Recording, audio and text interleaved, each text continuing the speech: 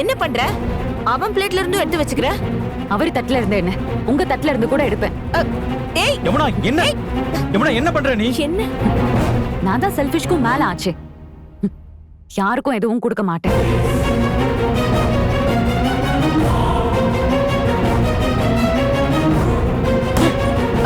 டேய் நிவின், இருடா.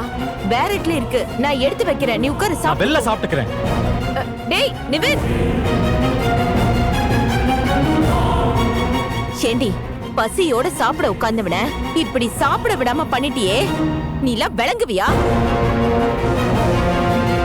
உனக்கெல்லாம் சூடு சொர்ணன்னு இருந்தா நான் சமைச்சு வச்சத சாப்பிட தோணுமா உனக்கு? எனக்கு அதெல்லாம் எதுவுமே இல்ல. போதுமா? ச்சீ, மானங்கெட்ட ஜென்மம்.